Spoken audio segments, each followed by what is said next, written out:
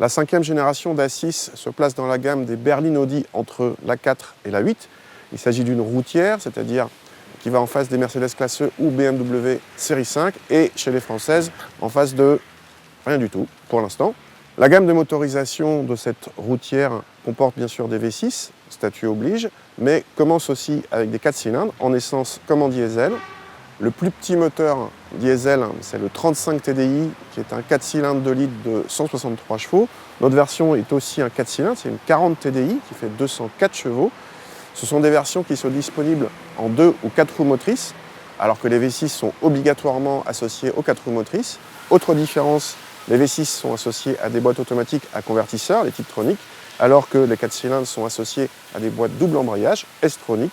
Le but de ces versions, c'est d'être moins cher non seulement à l'achat et à l'usage, mais est-ce qu'on perd en agrément, en noblesse mécanique pour autant? C'est ce qu'on va voir lors de cet essai. À l'intérieur, petite motorisation ou pas, on a ici une A6 en finition haut de gamme Avus Extended avec des options, et il n'y a pas à dire, ça présente plus que bien, entre la qualité des matériaux et l'assemblage soigné, rien à dire.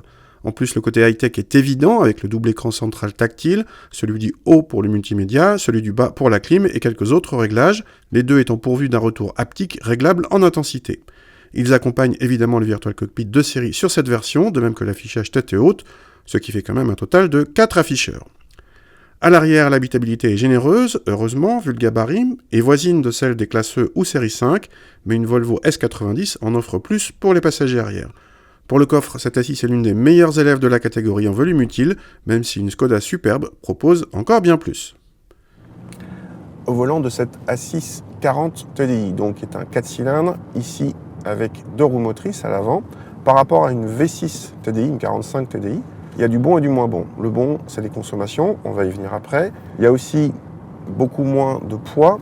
Entre un 4 cylindres au lieu d'un V6 et 2 roues motrices au lieu de 4, on gagne pas mal en poids, mais ça ne se sent pas trop finalement au volant, parce que la 6 cylindres nous avait assez bluffé en termes de dynamisme.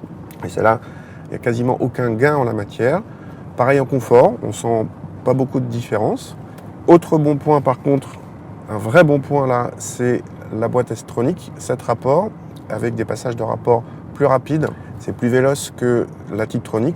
Après, on passe au point négatif. Alors, on a des pertes de performance, évidemment.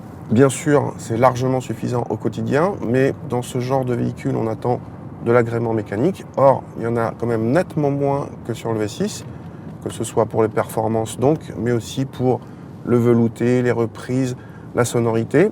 Quand on appuie un petit peu fort sur l'accélérateur, tout de suite, la boîte est obligée de rétrograder. On signalera par exemple que le 7e rapport est très très long, et si vous voulez relancer sur autoroute un tout petit peu en montée, la boîte est obligée de rétrograder, elle ne peut pas le faire en 7e. Bref, cette A6 40 TDI, bien sûr, elle a ses atouts en prix, en consommation, etc. etc. mais on n'a clairement pas l'agrément mécanique attendu à ce niveau de gamme, et quand même le V6, donc au moins la 45 TDI, lui va beaucoup mieux. En termes de consommation, la promesse est tenue. On consomme un bon litre de moins en moyenne dans cette version 4 cylindres 2 roues motrices que dans la plus petite des versions V6 selon nos mesures. Mais par rapport au 520D ou classe E 220D, cette A6 reste sensiblement plus gourmande à la pompe tout en étant moins performante, notamment en reprise. Côté tarif, la moins chère des A6 diesel démarre à 48 000 € avec la 35 TDI de 163 chevaux.